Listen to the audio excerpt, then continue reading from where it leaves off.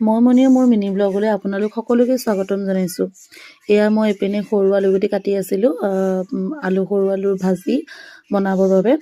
আজি মই মোৰ ব্লগটো 6:30 বা 7:30 বজাত আপোনালোকৰ বাবে আপলোড কৰিম। আশা কৰোঁ আপোনালোকে চাই ভাল পাব। এইপিনে কেৰাহীত মই তেল দি দিছোঁ। সৰু আলুগুটি খাই বাৰু কোনে কোনে ভাল পায়। আৰু এইপিনে মই তেলত শুকান জলকীয়া দুটা এনেদৰে ফালি দিছোঁ। আৰু এই শুকান জলকীয়া দুটা ওপৰলৈ ফুটি অহাৰ পাছতে ইয়াত দি দিছোঁ কাটি থোৱা পিঁয়াজ অলপ।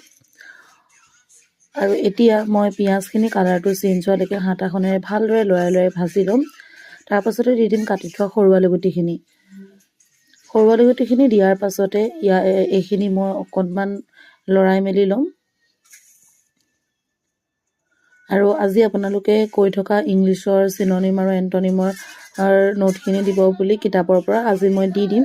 এইপিনে আমাৰ আলু ভাজি ৰেডি। আৰু ভাতত আজি আছিলে দালি, ঔটেঙা